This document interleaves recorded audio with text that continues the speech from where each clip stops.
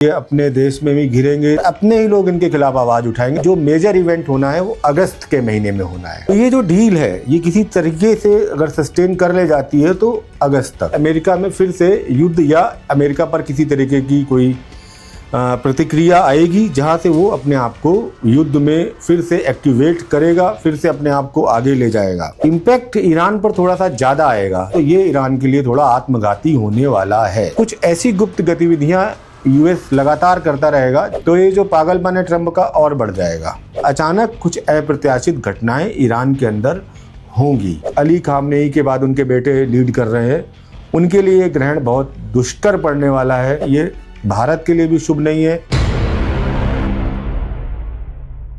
19 जून की US Iran deal जो हो चुकी है और हमें इस समय एक आंशिक शांति लग रही है कि एक जो माहौल था युद्ध का वो थम सा गया है और चीज़ें धीमे धीमे एक स्थिर लेवल पर आ रही हैं। तो इस डील की जो लॉन्जिविटी है या यूँ कहें कि ये डील कितने दिन तक चलने वाली है, इसको अगर हम समझें तो इसके लिए हम जाएंगे पूरी तरीके से एस्ट्रोलॉजिकली प्रेडिक्शंस पर। तो सबसे पहले तो देखिए ईरान और यूएसए के बीच जो डील हुई है 19 जून को जेनेवा में, वो डील हो गई है, लेकिन ये डील पूरी तरीके से फुलफिल नहीं रहने वाली है। इसका कारण ये है कि जैसे बीच बीच में अभी भी कॉन्फ्लिक्ट निकल कर आ रहे हैं, इजराइल बहुत ज़्यादा कंट्रोल में नहीं आ रहा है, कंटिन्यू अपना काम कर रहा है। ट्रंप युद्ध के मामले में सीनेट में ही घिरे हुए हैं, जैसा हमने कहा था कि ये अपने देश में भी घिरेंगे, सीनेट में इनके पर कतरे जाएंगे और अपने ही लोग इनके खिलाफ आवाज़ उठाएंगे। 14 जून के बाद से इनका खराब समय है, बौखलाहट इनकी चालू रहेगी। इसी बौखलाहट में अब जो इवेंट होंगे जहाँ पर चीज़ें और हमें बदलती हुई दिखती हैं, एस्ट्रोलॉजिकली जो मेजर इवेंट होना है वो अगस्त के महीने में होना है। जैसा आपने देखा था पीछे जो एक पैटर्न हुआ था आपका फरवरी और 3 मार्च यानी 15 दिन में सूर्य और ग्रहण और चंद्र ग्रहण 2 इक्लिप्स हुए थे और उसके बाद जो वॉर की सिचुएशंस काफ़ी महीनों तक रही और उसने देश दुनिया को प्रभावित किया। सेम यही स्थिति अगस्त के महीने में होने जा रही है, जब 12 अगस्त और 28 अगस्त को 2 ग्रहण पड़ने वाले हैं, सूर्य ग्रहण और चंद्र ग्रहण। 15 दिनों के भीतर पड़ने वाले ये जो ग्रहण होते हैं मंडेन एस्ट्रोलॉजी में पुराने हिसाब से कहा गया है देश में अशांति, राजा की मृत्यु, उपद्रव, सेना का विद्रोह, बहुत सारी चीज़ें, आगजनी, महामारी, ये सारी चीज़ें होती हैं और बहुत अच्छा नहीं माना जाता। तो ये जो डील है ये किसी तरीके से अगर सस्टेन कर ले जाती है तो अगस्त तक। अगस्त के बाद जो पहला सूर्य ग्रहण पड़ना है 12 अगस्त 2026 को, ये रात को 9:04 से शुरू होगा, कर्क राशि में पड़ रहा है और अश्लेषा नक्षत्र में। कर्क राशि को अगर आप देखें तो कर्क राशि मंडेन एस्ट्रोलॉजी में आम जनमानस की सोच को दिखाती है, उनकी मानसिक स्थिति को दिखाती है और एक क्रूर नक्षत्र है आश्लेषा, जो कि क्रूर कामों के लिए देखा जाता है। और ठीक 28 अगस्त को एक दूसरा चंद्र ग्रहण पड़ेगा रात को 8:05 पर कुंभ राशि और शतभिषा नक्षत्र में। तो अब ये जो 2 कंट्री हैं यूएसए, ईरान, इन पर इन ग्रहण का क्या प्रभाव आने वाला है, क्या ये कंट्रियां करने वाली हैं। तो हमने कहा कि कर्क राशि में आपका ग्रहण पड़ रहा है।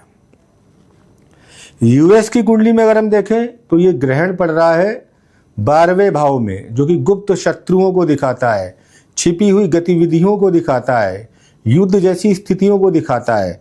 तो ये जैसे ही 12 अगस्त को यहाँ पर एक ये ग्रहण पड़ा इनका, ये ग्रहण पड़ते ही अमेरिका में फिर से युद्ध या अमेरिका पर किसी तरीके की कोई प्रतिक्रिया आएगी जहाँ से वो अपने आप को युद्ध में फिर से एक्टिवेट करेगा, फिर से अपने आप को आगे ले जाएगा।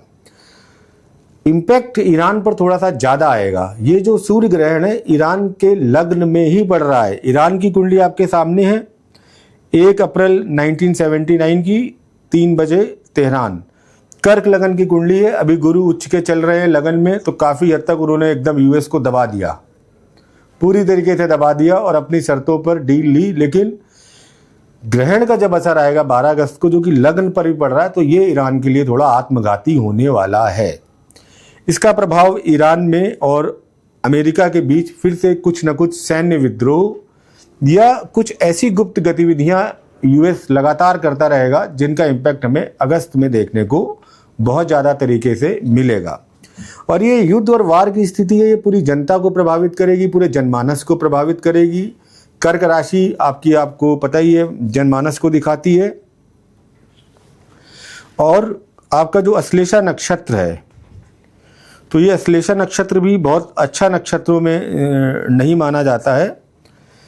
तो कर्क राशि क्या है मंडेन एस्ट्रोलॉजी में? देश की भूमि है, राष्ट्रीय अखंडता है, सीमा विवाद है, घुसपैठ है, जनता की मनोस्थिति है। कर्क राशि भूमि का खोना या भूमि का प्राप्त करना, सीमाओं का पुनर्गठन होना, कर्क राशि से देखते हैं मंडेन एस्ट्रोलॉजी में।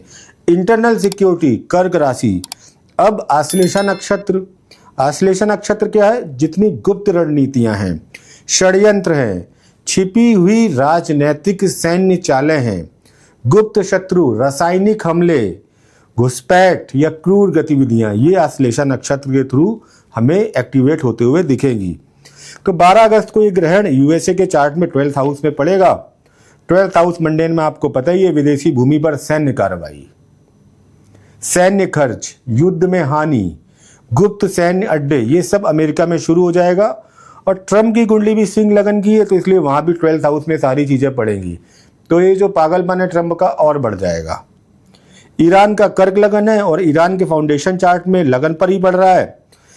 तो जैसे ही लगन पर किसी देश के ग्रहण आता है तो उसकी राष्ट्रीय स्थिरता पर प्रभाव आ जाता है, यानी कि जिसको हम कहते हैं कि उसकी जो प्रभुसत्ता है वो हिल सकती है।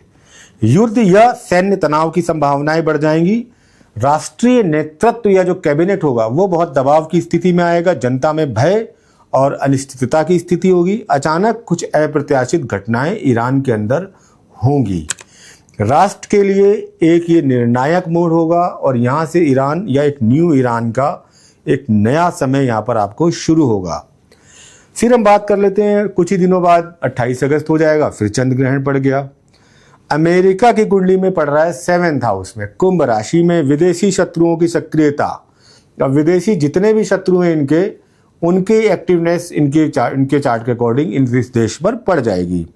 युद्ध, सीमा तनाव, संधियां, समझौतों पर प्रभाव, युद्ध की घोषणा करना, फॉरेन पॉलिसी में कोई बहुत बड़ा बदलाव करना। यूएस अपनी फॉरेन पॉलिसी में कोई बहुत बड़ा बदलाव कर सकता है युद्ध को लेके।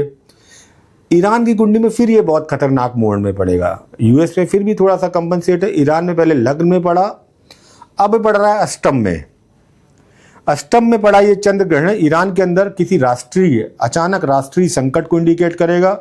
युद्ध में भारी नुकसान, किसी बड़े राष्ट्रीय नेतृत्व या राष्ट्रीय जो नेता है उसके मृत्यु की संभावना, जो लीड कर रहा होगा ईरान को शासन व्यवस्था में। और मुझे लगता है कि अली खामनेई के बाद उनके बेटे लीड कर रहे हैं, उनके लिए ये ग्रहण बहुत दुष्कर पड़ने वाला है। जीवन मरण का प्रश्न हो सकता है और राष्ट्रीय नेतृत्व में एक बहुत बड़ा परिवर्तन होगा। कहा तक दिया जाता है राजा की मृत्यु होती है इस तरीके के ग्रहण जब पड़ते हैं। तो ये जो पूरा हमने देखा है, जो शांति हुई है, और ग्रहणों का अपना एक प्रभाव है मंडेन एस्ट्रोलॉजी में। और जब भी एक साल के अंदर या 15 दिन के अंदर 2 ग्रहण पड़ते हैं तो आम जनमानस हर जगह उसका प्रभाव आता ही आता है। तो ये एक प्रभाव यहाँ पर है और इस प्रभाव को आप देखेंगे कि 12 अगस्त और 28 अगस्त के बाद से पूरे जो जियो पॉलिटिक्स है इसका सिनेरियो 2.0 शुरू हो जाएगा। वॉर की सिचुएशन शायद पहले से ज़्यादा खतरनाक शुरू हो जाएंगी। और इस बार जो वॉर होगी मुझे नहीं लगता कि वो नेगोशिएट होगी, क्योंकि ये नेगोशिएट हो चुका जो होना था, और इस नेगोशिएशन का फुलफिल ना हो पाना ही इस वॉर की कंडीशन बनेगा। और इसको जो पुशअप करेगा, बढ़ाएगा, वो ये 2 इक्लिप्स अगस्त वाले बढ़ा के इसको पूरा अच्छे तरीके से कर देंगे। तो थोड़ा सा समय कठिन है। और देखिए, ये मैंने पहले भी कहा था, ये अगस्त के जो ग्रहण है ये भारत के लिए भी शुभ नहीं है, इकोनॉमी के लिए भी शुभ नहीं है, भारतीय राजनीति या नेतृत्व के लिए भी शुभ नहीं है ये। और यहाँ पर भी कुछ ना कुछ आपको परिवर्तन, आंदोलन, कुछ आपको प्राकृतिक परेशानियाँ या बीमारियाँ या कुछ इस तरीके की वित्तीय अनियमितताएं या आर्थिक या इकोनॉमिकल क्राइसिस देखने को मिलेंगे। लेकिन हमारी प्रभु श्री राम से प्रार्थना है कि इन सभी क्राइसिस से आप लोग बहुत अच्छे से निकलें, किसी को कोई दिक्कत परेशानी ना आए। और अंत में आप सबके लिए प्रार्थना ईश्वर आप सबको दीर्घायु रखे, स्वस्थ रखे। बस जोर से एक बार हो जाए नीम करोली बाबा की जय।